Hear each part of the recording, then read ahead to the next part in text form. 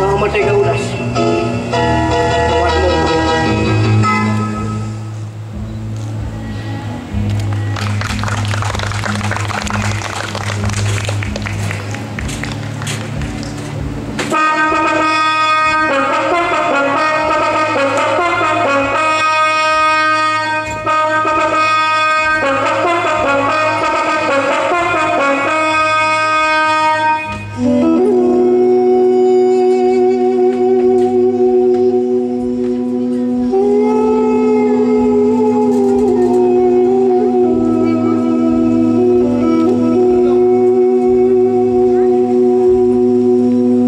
Bakit, Abanader? May kaguluhan na naman ba?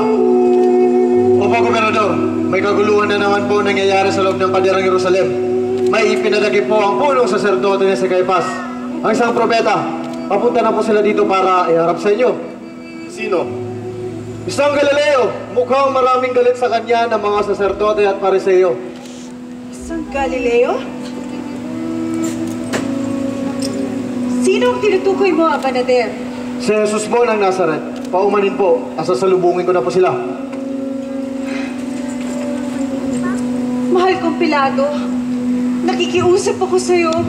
Huwag mo hatulan ng parusa ang Galileo. Siya isang taong banal. Isa ako sa nakasaksi sa mga himalang ginagawa niya sa mga may sakit.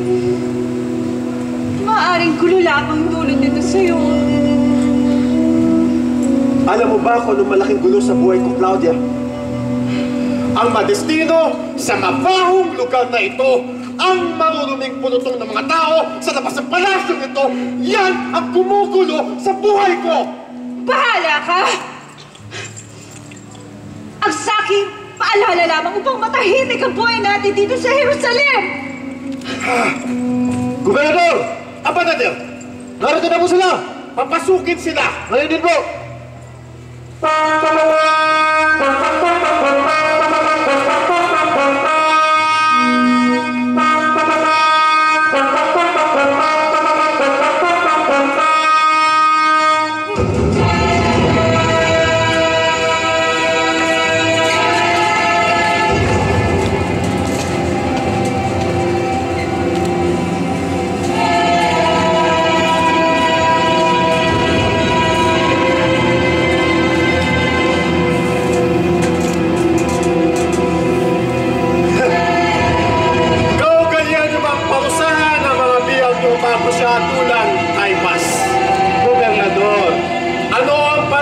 Labang sa taong ito. Gobernador, kung hindi siya kriminal, ay hindi namin siya dadali sa inyo. Hindi yun ang tinutukoy ko. Bakit hindi nyo siya atulan ng naaayon sa sarili nyong batas? Kagalang-galang na konsul. Alam ninyong labag sa aming batas ang parusahan ng kamatayan ng sinuman. Kamatayan! Anong nagawa ng taong ito upang parusahan siya ng kamatayan? Nilabag niya ang batas namin tungkol sa Sabado. Ang araw ng Pangilin ng mga Hudyo. Inakit niya ang mga tao. Nangaral ng malalaswa at kasuklam-suklam na doktrina.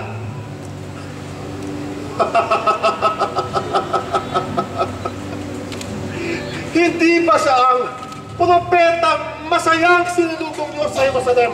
5 araw lamang ang nakalilipas. At ngayon, gusto niyo siyang mamatay? Sino sa inyo maaaring makapagpaliwanag ng kapaliwang ito? Gobernador, hindi pa po nasabi ng punong saserdote ang malaki at mabigat na kasalanan ng tao ito.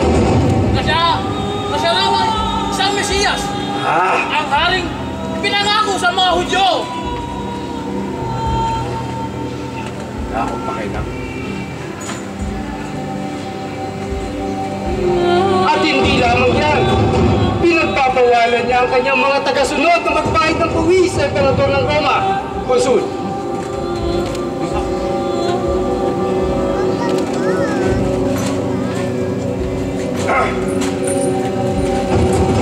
Ikaw nga ba ang hari ng mga Hudyo? Sa inyo po ba nanggaling ang tanong na yan? Tinatanong ninyo dahil sinabi nila. Bakit ko tatanungin? Ako ba'y Hudyo? Ang inyong mga saserdote, ang mga kababayan mong nagdala sa dito at gusto lang hatulan kita ng kamatayan. Bakit? Ano bang ginawa mo? Isang pangharing. Mga tao, kaya ang kaharian ko ay wala dito sa mundong ito. Nung nandito ang aking kaharian, di sana pinakipaglaban na ako ng aking alagad at hindi pinagkanulo sa mga Hudyo. Kung gaya ko nga isang hari! Yan ang dahilan kung bakit ako pinanganak upang magpahayag ng katotohanan. Ang nakakarinig ng katotohanan ay nakikinig sa aking mga tinig. Papayag tayo. Katotohanan? Anong katotohanan? Tatayan lang. Kailangan.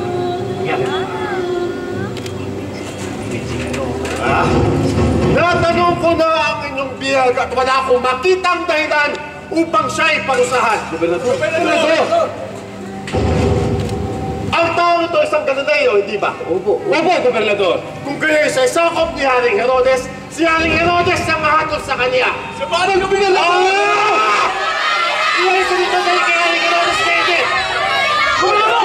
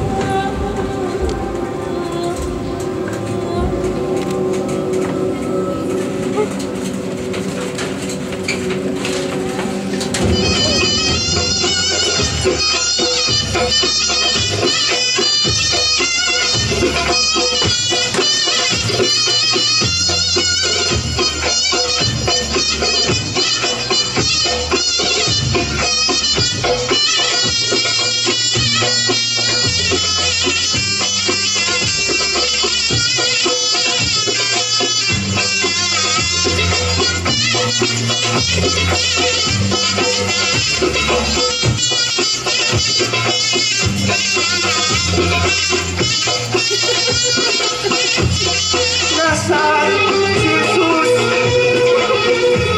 Nasaan si Jesus ng Nazaret? Nasaan siya? Nasaan siya? Nasaan? Nasaan? Siya. Ikaw pala ang sinasabi nilang si Jesus ng Nazaret. Ang akala ko ay si Juan Bautista na nabuhay muli. Kilala niyo ba ako? Ako, si Haring Herodes Antipas. At isang angat lang ng aking mga daliri. May mapupugot ang ulo tulad ng ulo ni Juan Bautista. Totoo ba yung sinasabi nila tungkol sa'yo? Na ikaw raw ay nakakapagpagaling. Na nabibigyan niya ng paningin ang mga bulag. Napapalakad ng tuwid ang mga pilay. Napapagaling ang mga ketongin. Napipigilan ang pagdurugo ng mga inaagasan. At higit sa lahat, nabubuhay muli ang mga patay.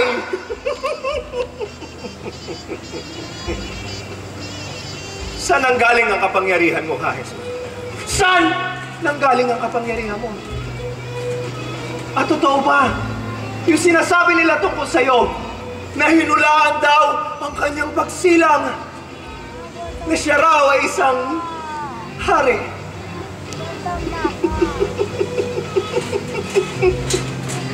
Hari daw siya!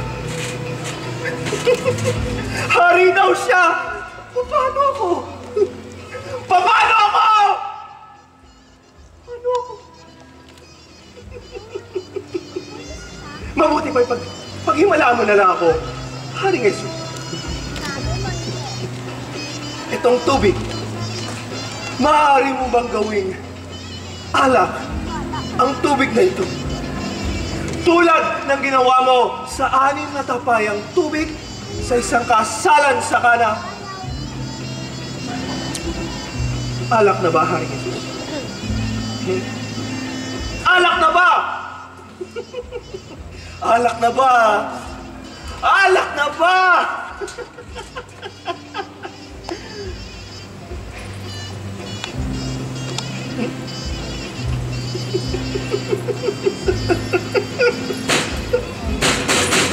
Sabi ko sa kanya, gawin niyang alak. Ang sabi ko sa iyo, gawin niya. Ang sabi ko sa kanya, gawin niyang alak. Bakit tubig pa rin to? Hindi ka hanga, Jesus. Isa siyang baliw. Isa kang baliw, Jesus. Umalis ka sa harapan ko, Jesus. Umalis ka sa harap ko. Isa kang baliw.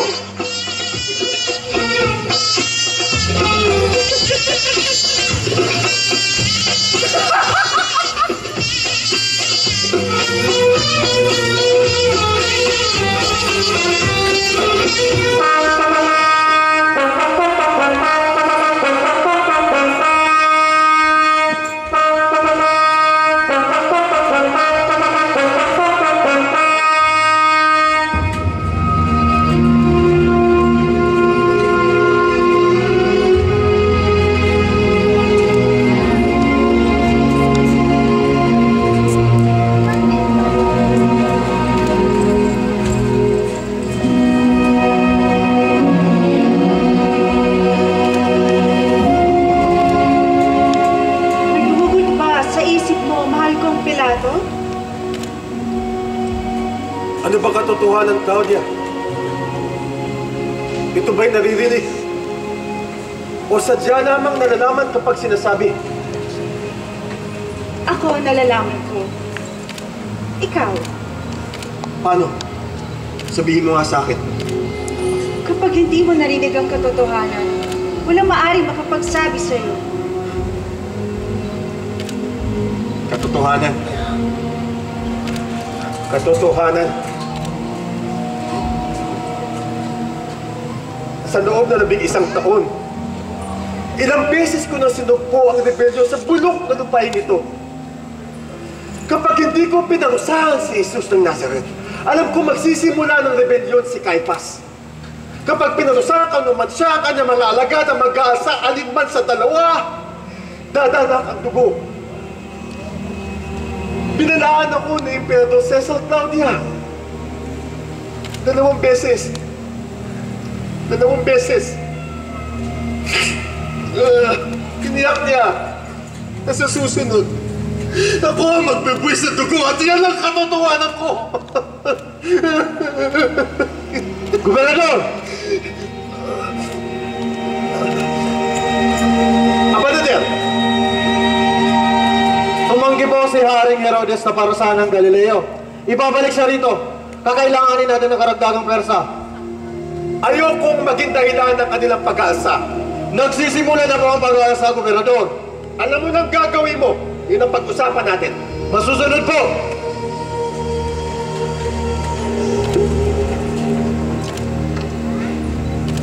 Gobernador! Abanader, Narito na po sila! papasukin sila. Ngayon din po!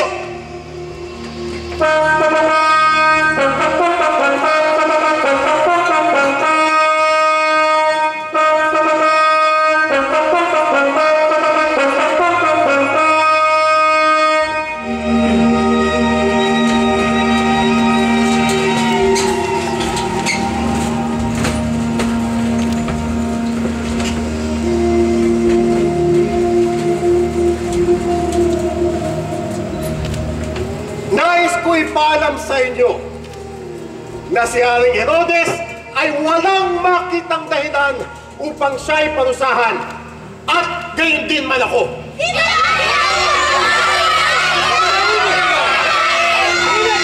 Igaling ninyo ang ating gobernador.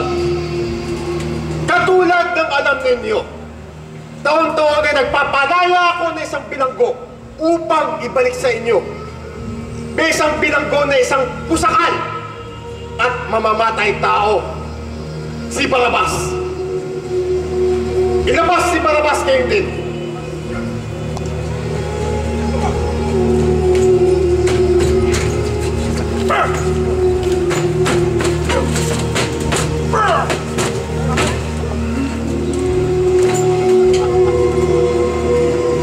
Sino sa dalawang ito ang palalayain ko? ko ang kriminal si Barrabas o si Jesus na kutawagin niyo ay Mesiyas. Hindi siya ang Mesiyas. Isa siyang mapagpanggap. Isang napastangan sa Diyos si Abraham. Palayain si Barrabas.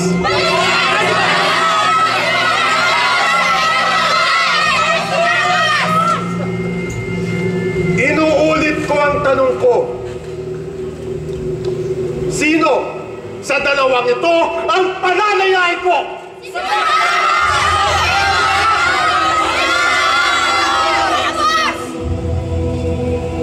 Abanader! Gobernador! Palayain si Barrabas. Palayain si Barrabas!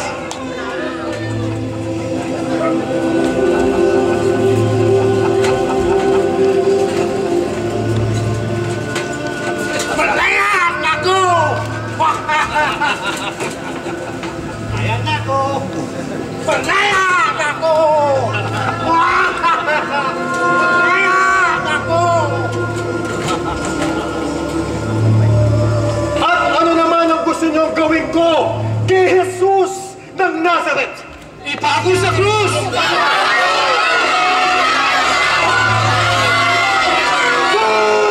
Mahinig kayo! Hindi ko siya ipapapako sa krus.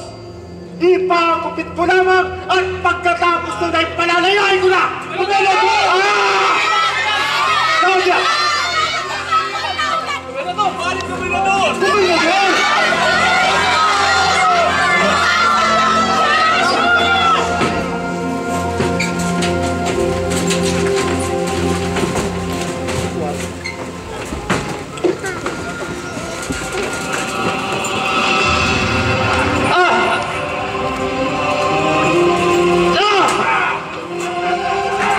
Ano yan? Tama na! Tama na! Anong utos ko sa inyo? Ang utos ko ay lahat ko ay lamang at hindi para patayin! Tingnan nyo! Pinapatay nyo na! Tanggalin ang kanala! Hindi!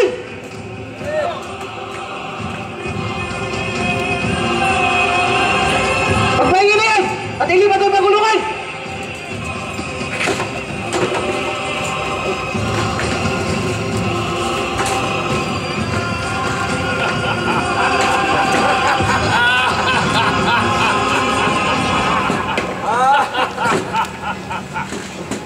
Are Kristo!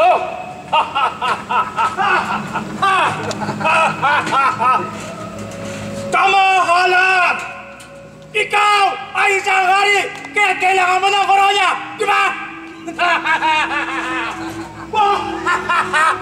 Korona para sa hari! Hari!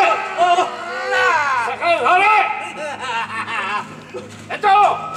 Ito ang kapa! Ano ba ang bagay sa isang nag-ari-arian? Halika na, Kristo! Aba, tingnan nyo! Yan ay galing pa sa pulumpong ng mga rosas! Tignan nyo! Bagay sa kanya! Nagbigay-pugay tayo sa hari ng mga bulate! Ipagunyi ang butatin!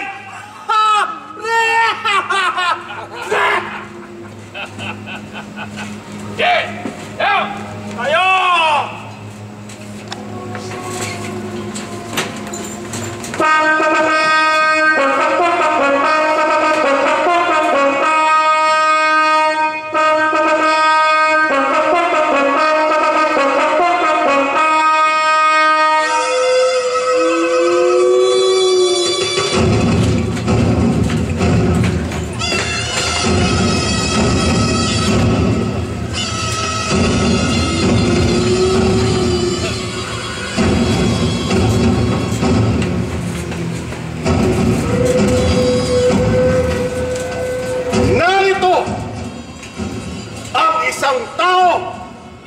sa krus!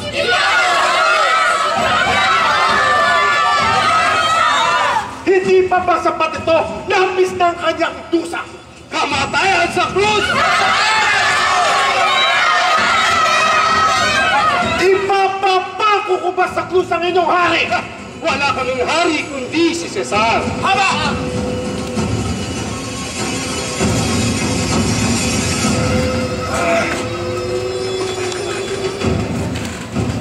Magsalita ka, Jesus ng Nazaret. Nasa kapangyarihan ko ang hatulan kita ng kamatayan o palayain kita. Kaya mo lamang magagawa yan. Pinagkaloob sa iyo ng Panginoon ang iyong kapangyarihan. Kaya kung tutuusin, mas mabigat ang kasalanan ng mga nagdala sa akin dito.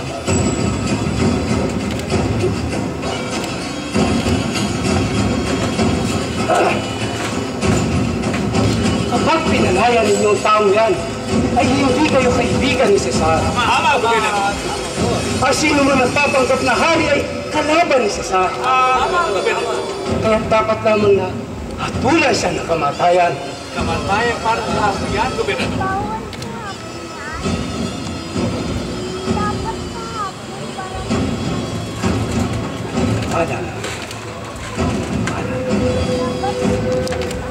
Tubig!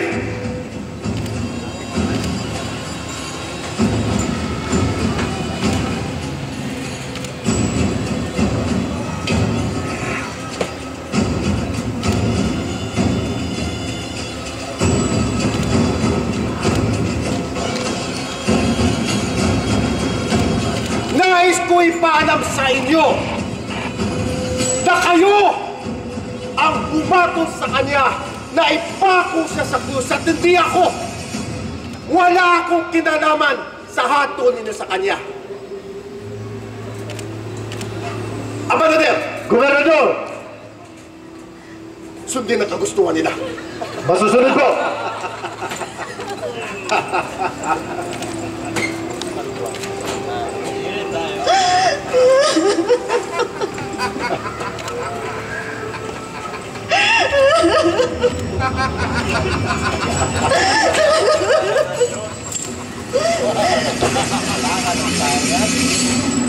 Kamatayan na para sa kanya.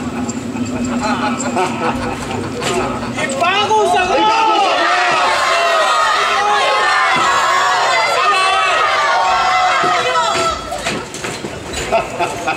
natin siya mga kasama. Hanggang sa kanyang pamatayan. Sundan natin, sundan natin.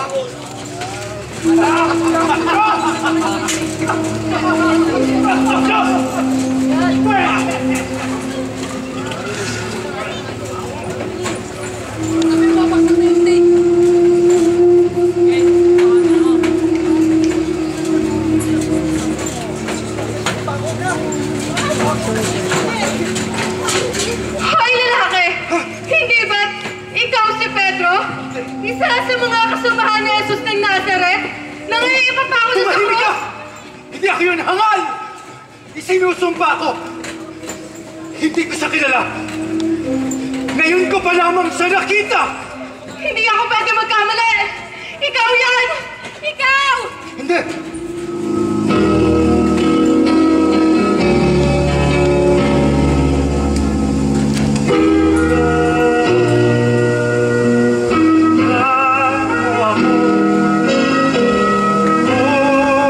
Si Simon Pedro, tawag mong matulog. Dapat naging matigas sa pananampalataya ko sa'yo, tulad ng isang